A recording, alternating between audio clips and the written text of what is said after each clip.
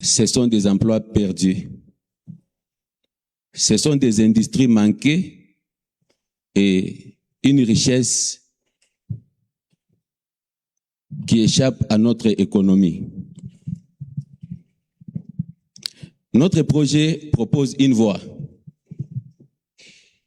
Cette voie-là, c'est la transformation locale de nos minéraux pour créer la valeur et bâtir une économie souveraine, durable et plus forte.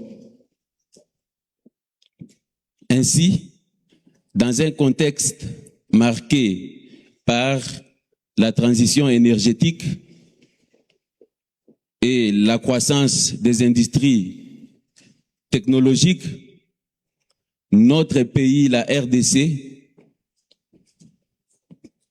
a vraiment une opportunité historique, c'est celle d'avoir dans son sous-sol ses réserves naturelles que nous allons transformer pour créer un moteur d'industrialisation et des emplois pour avoir une économie durable.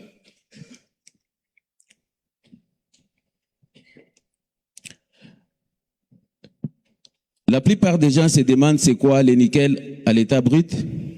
Nous permettons également à notre auguste assemblée de voir c'est quoi le nickel.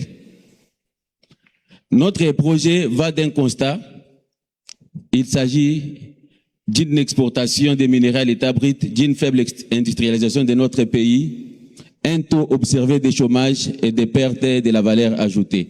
Ceci étant, la RDC a vraiment l'avantage d'avoir les opportunités grâce à l'explosion de la forte demande mondiale des batteries électriques et de la transition énergétique. Alors, que faire pour concrétiser ces projets?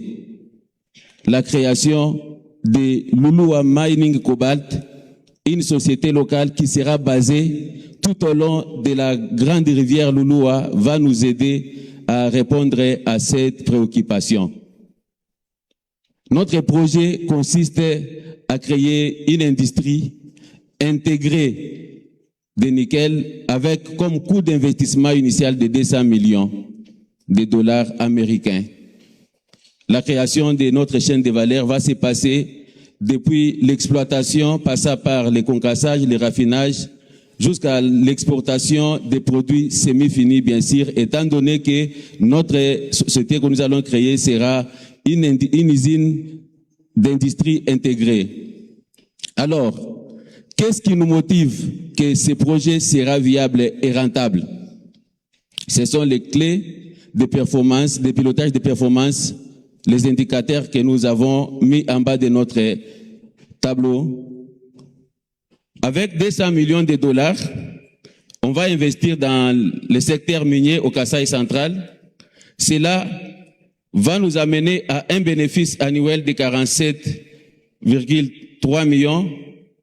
Cela dit à quoi? Parce que nous allons produire en moyenne 1200 tonnes de nickel brut le jour avec une teneur de 1,5 et un rendement amélioré de 80%.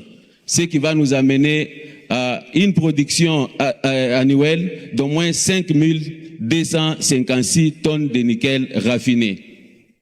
Sur le plan international, au rapport du 30 avril 2026, le prix du nickel s'élève autour de 19 300 $ la tonne de nickel raffiné.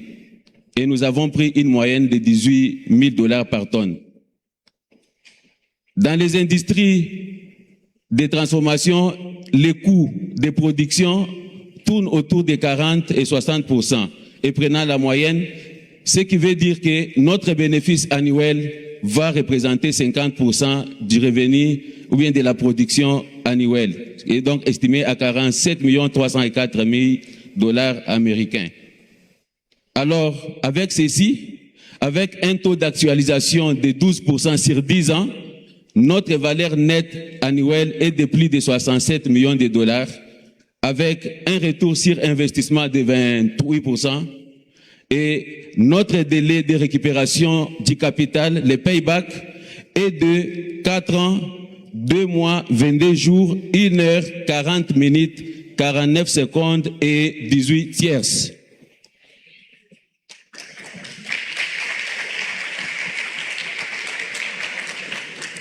Sachant que notre taux de rentabilité peut varier avec les fluctuations et la situation politique du pays.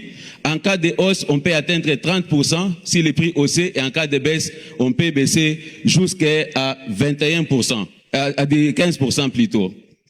Notre projet ne se limite pas à l'extraction, il construit une véritable industrie intégrée capable de créer de la valeur ajoutée. Alors, c'est quoi les impacts que nous avons avec notre projet?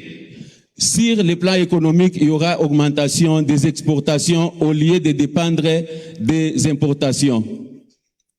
Il y aura hausse des recettes fiscales et une industrialisation du Kasaï central.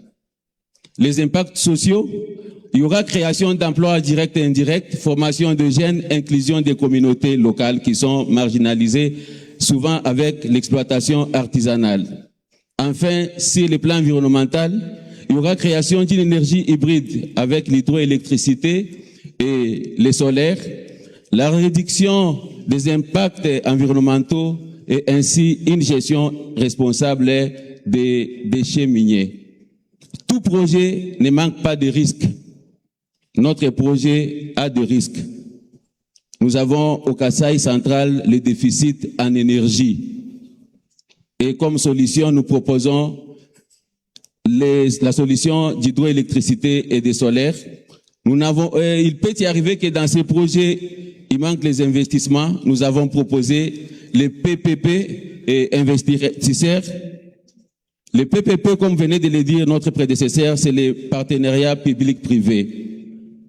Nous avons encore une instabilité logistique et nous demandons ici de moderniser nos infras. Pour conclure, non pas pour terminer notre passage, pour finir ma présentation. Vous avez 1 minute. Oui. Le projet d'industrialisation de nickel crée des emplois, positionne la RDC dans la transition énergétique mondiale. Et je passe la parole à mon collègue.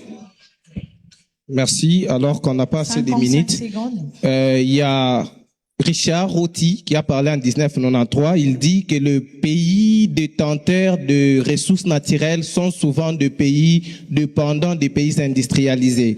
Le projet que nous avons établi ici présent consiste à faire de la République démocratique du Congo un pays industrialisé, parce que, comme nous le connaissons tous, le secteur minier de la République démocratique du Congo est le levier principal de l'économie de la RDC. Selon les données de la Banque mondiale, on démontre que la RDC, son économie est financée pratiquement 90% par les secteurs miniers. Cependant, l'économie de la RDC reste une économie rentière parce que souvent ces minerais sont exploités en état brut. Alors, ces projets consistent à pouvoir exploiter et transformer nos minéraux jusqu'à la commercialisation de certains produits finis ou soit semi-finis. Et aussi, à savoir que développer la chaîne de valeur du nickel, qui est une substance minérale tellement négligée au Kasaï central à cause de l'exploitation et l'exploration des diamants et autres minéraux, ça sera aussi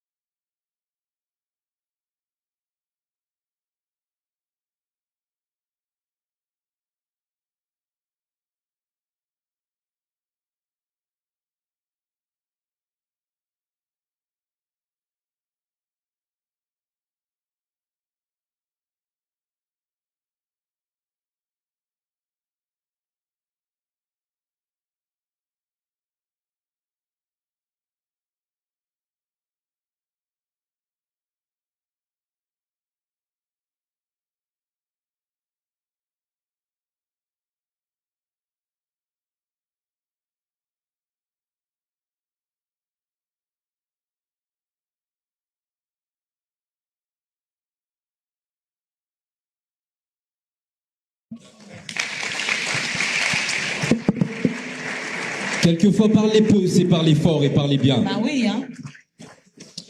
Merci beaucoup. Je pense que cette fois-ci, on va poser la question à Monsieur Paul Oulungu s'il a été séduit. Ou bien on l'a dragué. Il a été dragué? Monsieur Paul Oulungu, on vous écoute. Oui, merci. Malgré les quelques dépassements, les projets en soi, c'est quand même un projet assez intéressant. Je pense que dans l'avenir, les pays, l'État devra s'approprier de tous ces projets. Néanmoins, toute petite observation, là, nos amis de l'université de Kananga, serait mieux peut-être de caler votre projet, de faire le montage économique dans la production des sulfates de nickel. D'autant plus que c'est ce qui est utilisé dans les énergies vertes. Parce que là, c'était le nickel, le métal. 5000 tonnes.